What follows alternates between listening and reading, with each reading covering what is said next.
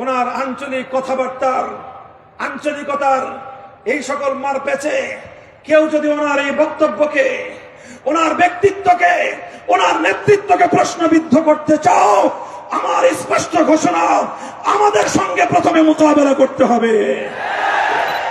শহীদ ইসলাম আল্লামা জুনায়েদ বাবুনগরী রহমতুল্লাহ আলাইহি চলে গেছেন।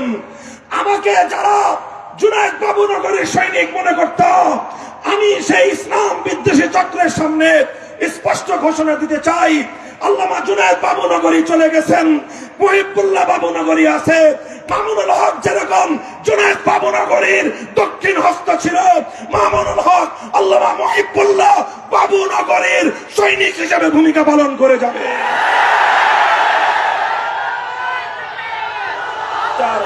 হিন্দু আমি সংস্কৃতির দাপটে বাংলার মাটি থেকে ইসলামী তাহজিব তামাদ্দুন ভুলণ্ঠিত হওয়ার পর্যায়ে ছিল।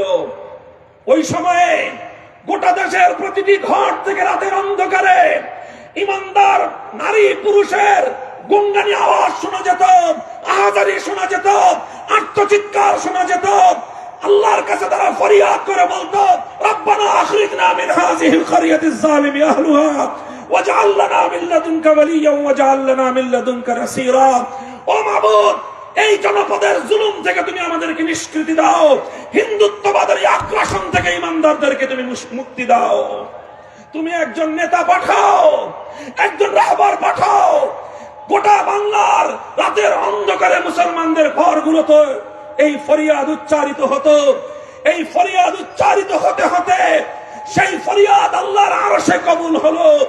আল্লাহর আরশ থেকে কবুল হওয়ার পর হাটহাজারীর এই দারুল হাদিসের মসনদ থেকে ঠিক জাতির ত্রাতা হিসেবে আবির্ভূত হলেন এক মহামানব, নাম ছিল তার শাইখুল ইসলাম আল্লামা আহমদ শফী। সেখানে বাংলাদেশকে, বাংলার মানুষকে, বাংলার ইসলাম এবং মুসলমানদের ঐতিহ্যকে রক্ষা করবার জন্য হিন্দুত্ববাদের বিরুদ্ধে রণহুঙ্কার দিয়ে ময়দানে নেমেছিলেন একজন মর্দে মুজাহিদ। সেই মর্দে মুজাহিদের নাম আল্লামা জুনায়েদ বাবুনগরী।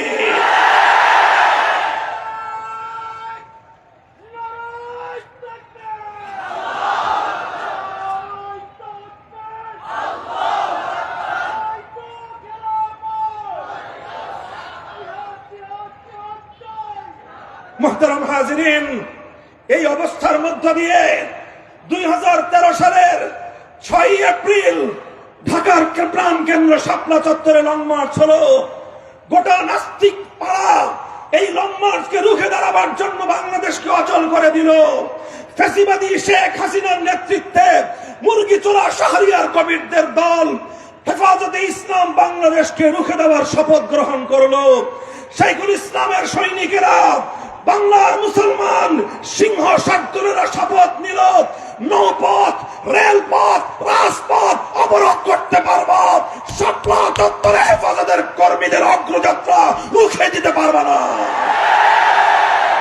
বাংলার ইতিহাস সাক্ষী, 50 বছরের সমস্ত রেকর্ড ব্রেক করে 6 এপ্রিল শাপলা চত্বরে লং মার্চের কাফেলা মিলিত হয়েছিল। এরপরের ইতিহাস 6 এপ্রিল থেকে 5 মের ইতিহাস। এরপরের ইতিহাস বাংলার প্রতিটি অঞ্চলে অঞ্চলে হেফাজতে ইসলামের ছড়িয়ে পড়বার ইতিহাস। এরপরের ইতিহাস প্রতিটি জেলায় জেলায় হেফাজতের শানে রিসালাতের ইতিহাস। এরপরের ইতিহাস বাংলার প্রতিটি প্রান্ত থেকে হিন্দুত্ববাদী কালচারাল আগ্রাসনকে ঝাঁটাপেটা করে বিদায় করবার ইতিহাস। সেই ইতিহাসের সর্বশেষ অধ্যায় রচিত হয়েছিল 5 মে ঐতিহাসিক শাপলা চত্বরে। শাপলা চত্বরে অনিঃশেষ এক মুসলমানদের শাহাদাতের যাত্রা শুরু হয়েছিল। কয়েক লক্ষ লক্ষ মানুষের এক অনিঃশেষ যাত্রা ছুটেছিল। বাংলার 50 বছরের ইতিহাসের সর্বশেষ সর্ববৃহৎ গণজমায়েত হয়েছিল শাপলা চত্বরে। নবী প্রেমিক জনতা সেদিন ফ্যাসিবাদের বিরুদ্ধে রুখে দাঁড়িয়েছিল, রক্ত দিয়েছিল, জীবন দিয়েছিল। শাপলা চত্বর থেকে নিয়ে শুরু করে ঢাকার সেই চিটাগাং রোড পর্যন্ত প্রায় শত শত মুসলমান হেফাজত কর্মী আল্লাহর নবীর সৈনিকদের শাহাদাতের রক্তে সেদিন বাংলার মাটি থেকে হিন্দুয়ানি অপবিত্র কালচার ধুয়ে মুছে পবিত্র হয়েছে। হে মুসলমান, হে সন্তানেরা আমাদের, হে ইসলামের সৈনিকেরা, তোমাদেরকে মনে রাখতে হবে এই ইতিহাস। যখন আমার দেশের স্বাধীনতাকে, আমার দেশের ঐতিহ্যকে হিন্দুত্ববাদের অপবিত্রতার দ্বারা কালিমাযুক্ত করার চেষ্টা করা হয়েছিল, আমরা সেদিনে মাটিকে পবিত্র করেছিলাম পানি দিয়ে ধুয়ে নয়। আমরা বুকের তাজা শাহাদাতের রক্ত দিয়ে বাংলার মাটিকে পবিত্র করেছি।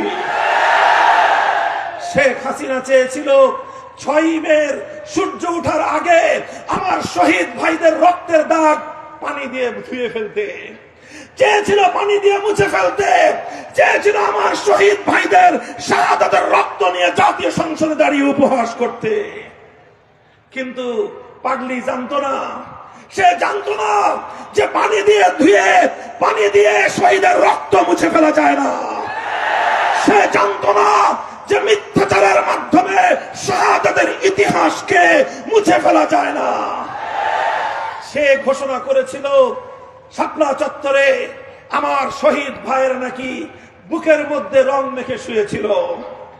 সংগ্রামী সাথী ও বন্ধুগণ, শেখ হাসিনার এক লেসপেন্সার ছিল, সেই সময়ে তাকে বলতো রেলের কালো বিড়াল। মনে আছে? রেলের কালো বিড়াল, মানে রেল মন্ত্রী ছিল কালো বিড়ালের মতো। এই জন্য দেশের মানুষ আদর করে তার নাম দিয়েছিল রেল বিভাগের কালো বিড়াল। সেই কালো বিড়াল ঘোষণা দিয়েছিল হেফাজতের নেতা কর্মীরা সুবহানাল্লাহ পড়তে পড়তে শাপলা চত্বর থেকে পালিয়ে গিয়েছে।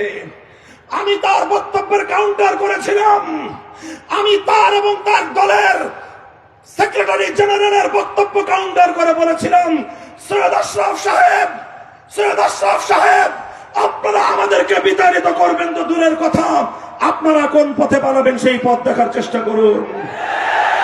কালো বিড়ালকে লক্ষ্য করে বলেছিলাম, হে রেলের কালো বিড়াল, হেফাজতের নেতা কর্মীরা সুবহানাল্লাহ পড়তে পড়তে পালিয়ে যায় নাই, বরং তারা সুবহানাল্লাহ আলহামদুলিল্লাহ পড়তে পড়তে বাংলার 56,000 বর্গ মাইলে ছড়িয়ে পড়েছে।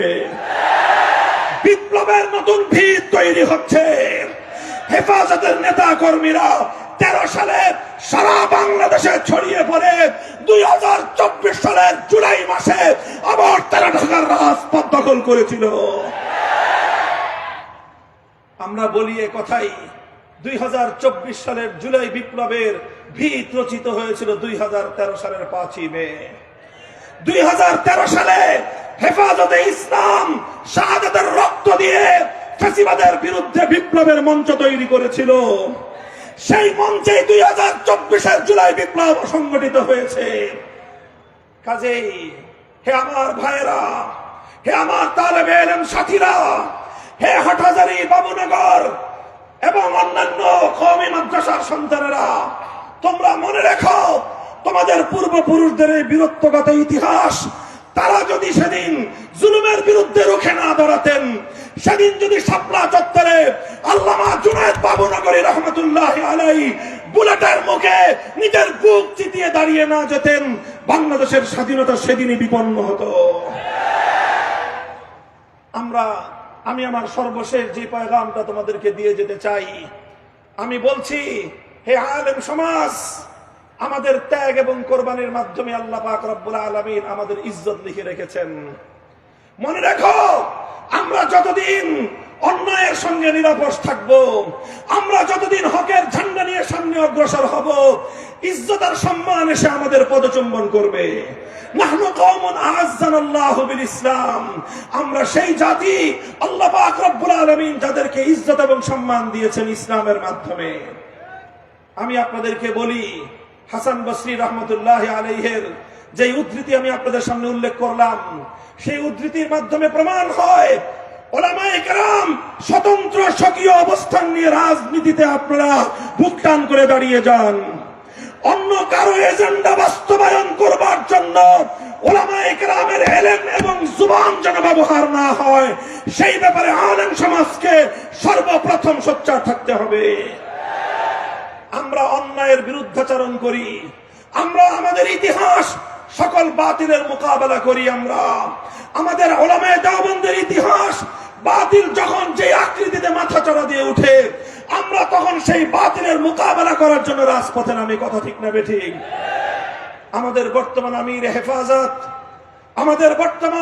হেফাজত, বাংলার আলেমকুল শিরোমণি আল্লামা শাহ মুহিবুল্লাহ বাবু নগরী বর্তমান সময়ের সকল বাতিলের মোকাবেলায় নিরপেক্ষ ভূমিকা পালন করে চলেছেন। আল্লামা জুনায়েদ বাবু নগরীর প্রধান হাতিয়ার হিসেবে, তার প্রধান সৈনিক হিসেবে জালিম শাহী ফ্যাসিবাদী শেখ হাসিনা মামুনুল হককে চিহ্নিত করেছিল। আমি তার টার্গেট ছিলাম না, তার টার্গেট ছিল আল্লামা জুনায়েদ বাবু নগরী। তিনি জুনায়েদ বাবু নগরীর হাতকে দুর্বল করতে চেয়েছিলেন, তিনি জুনায়েদ বাবু নগরীর সংগ্রামকে ব্যর্থ করে দিতে চেয়েছিলেন। তিনি মনে করেছিলেন মামুনুল হক জুনায়েদ বাবু নগরীর সৈনিক, মামুনুল হককে তোমরা অচল করে দাও, জুনায়েদ বাবু নগরী অচল হয়ে যাবে। আল্লামা জুনায়েদ বাবু নগরীর ভয়ে শেখ হাসিনা প্রতিটি মুহূর্তে শঙ্কিত থাকত। এই জন্য আমি মনে করি, এবং এটা আমি বারবার বলে আসছি, শেখ হাসিনা অন্যায় ভাবে, ষড়যন্ত্রমূলক ভাবে সে তার শত্রুকে চিহ্নিত করে সর্বপ্রথম আল্লামা আহমদ শফি রহমতুল্লাহ আলাইহিকে তারা শহীদ করেছে। তাকে শহীদ করে সেই শাহাদাতের দায়ভার চাপিয়ে দিতে চেয়েছে আল্লামা জুনায়েদ বাবু নগরীর উপর। এরপরে যখন দেখেছে এটা দিয়ে তার কাজ হয় নাই, আল্লামা জুনায়েদ বাবু নগরী রহমতুল্লাহ আলাইহিকে ষড়যন্ত্রমূলক ভাবে তাকে হত্যা করেছে, শহীদ করেছে। শহীদ ইসলাম আল্লামা জুনায়েদ বাবু নগরী রহমতুল্লাহ আলাইহি চলে গেছেন। আমাকে যারা জুনায়েদ বাবু নগরীর সৈনিক মনে করত, আমি সেই ইসলাম বিদ্বেষী চক্রের সামনে স্পষ্ট ঘোষণা দিতে চাই, আল্লামা জুনায়েদ বাবু নগরী চলে গেছেন, মুহিবুল্লাহ বাবু নগরী আছে। মামুনুল হক যেরকম জুনায়েদ বাবু নগরীর দক্ষিণ হস্ত ছিল, মামুনুল হক আল্লামা মুহিবুল্লাহ বাবু নগরীর সৈনিক হিসেবে ভূমিকা পালন করে যাবে।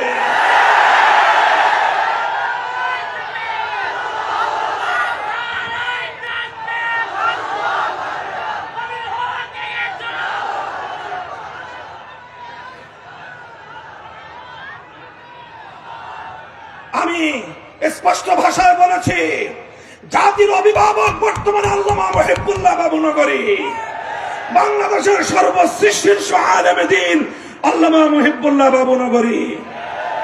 ইসলামের দৃষ্টিকোণ থেকে যেটাকে তিনি ভুল মনে করবেন সেটাকে তিনি অকপটে ভুল বলবেন, যেটাকে তিনি বাতিল মনে করবেন তিনি বাতিল বলবেন, আর বাতিলদেরকে তাদের বাতিল মতবাদ ত্যাগ করার জন্য তিনি আহ্বান জানাবেন। এতে কারো যদি বেজার লাগে, খারাপ লাগে, আমাদের কিছুই করার নাই। কথা ঠিক না বেঠিক? আল্লামা মুহিবুল্লাহ বাবু নগরী হাফিজাহুল্লাহ তিনি বর্তমান জাতির অভিভাবকত্বের জায়গা থেকে খালিসান লিওয়াজহিল্লাহ, একমাত্র আল্লাহকে সন্তুষ্ট করার উদ্দেশ্যে, আল্লাহর রাসূল এবং সাহাবায়ে কেরামের মহব্বতের দ্বারা তার দিল ভরপুর। এই জন্য তিনি শানে সাহাবার পক্ষে কথা বলেন। সাহাবীদের বিরুদ্ধে কারো দ্বারা চুল পরিমাণ কোন কটূক্তি হলে আল্লামা মুহিবুল্লাহ বাবু নগরী সিংহের মতো গর্জন দিয়ে ওঠেন। ওনার আঞ্চলিক কথাবার্তার, আঞ্চলিকতার এই সকল মার পেছে কেউ যদি ওনার এই বক্তব্যকে, ওনার ব্যক্তিত্বকে, ওনার নেতৃত্বকে প্রশ্নবিদ্ধ করতে চাও, আমার স্পষ্ট ঘোষণা, আমাদের সঙ্গে প্রথমে মোকাবেলা করতে হবে। 2 নম্বর কথা, আল্লামা মুহিবুল্লাহ বাবু নগরী কাউকে খুশি করার জন্য কারো বিরুদ্ধে কথা বলেন না। খুশি করতে চান একমাত্র কাকে? চিৎকার করে বলে একমাত্র কাকে? আল্লাহকে খুশি করা তার মাকসাদ, আল্লাহর রাসূলকে খুশি করা তার মাকসাদ। এই জন্য তিনি শানে রিসালাতের কথা বলেন, এই জন্য তিনি শানে সাহাবার কথা বলেন। আল্লাহকে খুশি করার জন্য শানে রিসালাত, রাসূলকে খুশি করার জন্য শানে সাহাবা, এটাই হলো মুহিবুল্লাহ বাবু নগরী। তবে অনেকে আছেন যারা কোন ক্ষমতাবান, বর্তমান ক্ষমতাবান অথবা অতীত ক্ষমতাবান অথবা সম্ভাব্য ক্ষমতাবানদেরকে খুশি করার জন্য ইসলামী এজেন্ডাকে আপনার রাজনীতির মাঠে নিয়ে আসেন। আমি তাদেরকে সতর্ক করব, খবরদার ইসলামের কথা ইসলামের স্বার্থে বলবেন, ইসলামের কথা কোন বাতিল মতবাদের সমর্থনের জন্য বলবেন না। যদি বলেন রাজপথে আপনারা আমাদেরকে আপনাদের প্রতিপক্ষ হিসেবে পাবেন।